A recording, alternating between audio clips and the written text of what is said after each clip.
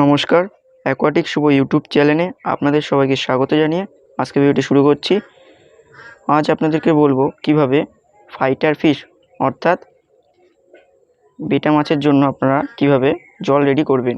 প্রথমে আপনাদেরকে নিয়ে নিতে হবে রক সল্ট। এটি আপনারা মুদিখানা দোকানেই পেয়ে যাবেন, 100 গ্রামের প্যাকেট হয়। তারপরে নিয়ে নিতে হবে বাদাম পাতা আর মিথিলিন ব্লু, যে কোনো কোম্পানির মিথিলিন ব্লু হলেই চলবে। আমি এখন এটাই ইউজ করছি। তারপর আমাদেরকে জল রেডি করতে হবে। আমি এখানে ট্যাপ ওয়াটার অর্থাৎ কর্পোরেশনের জল ইউজ করছি। এই জলটি আমি 2 দিন আগেই তুলে রেখেছিলাম, যাতে এই জলের যে আয়রন লেয়ারটা সেটি যদি চলে যায়। আপনারা ট্যাপ কলের ওয়াটার যদি ইউজ করতে না চান, তাহলে চাপ কলের জল অথবা বোরিং ওয়াটারের জল ইউজ করতে পারেন। আয়রন মুক্ত হলেই হবে। এখানে আমি 20 লিটার মতো জল নিয়েছি। এই জলে আমি 50 গ্রাম মতো রক সল্ট দিয়ে দেবো। আমি এখানে 20 লিটার জল ইউজ করছি, তার জন্য 50 গ্রাম দিচ্ছি। আপনারা সেই বুঝে ইউজ করবেন।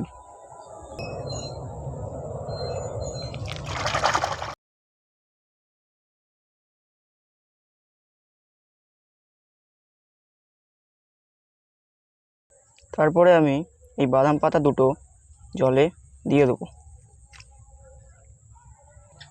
জলটা এবার 3 থেকে 4 দিন মতো রেখে দেবো। রেখে দেওয়ার পর জলের মধ্যে বাদাম পাতার যে বিশেষ গুণগুলো সেটি মিশে যাবে এবং জলের রঙটা হলুদ কালারের হয়ে যাবে। হালকা হলদে টাইপের হয়ে যাবে, পুরোপুরি হলুদ হবে না। 4 দিন পরে আপনাদেরকে দেখাচ্ছি জলের কালারটা কেমন চেঞ্জ হয়ে গেছে। 4 দিন পরেই আমরা এই জলটি ফাইটার ফিশের জন্য ব্যবহার করতে পারবো।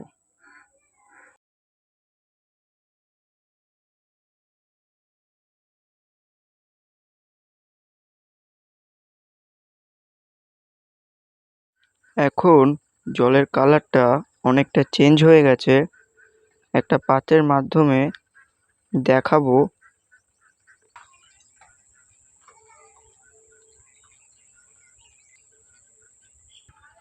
এবার এই নেটটির মাধ্যমে জলটা ভালোভাবে ছেঁকে নেব। তারপর ফাইটার ফিশের ট্যাঙ্কগুলোতে দিয়ে দেবো।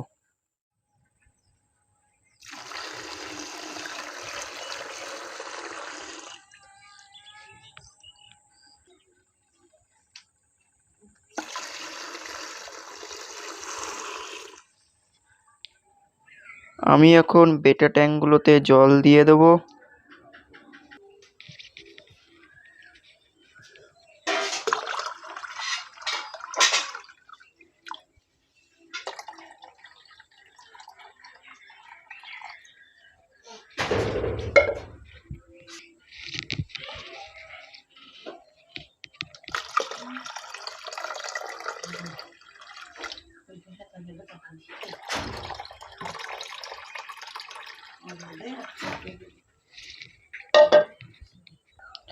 ভিডিওটি ভালো লাগলে অবশ্যই লাইক, কমেন্ট, শেয়ার করবেন এবং চ্যানেলে নতুন হয়ে থাকলে চ্যানেলটি সাবস্ক্রাইব করে অল বাটনটি প্রেস করে দেবেন।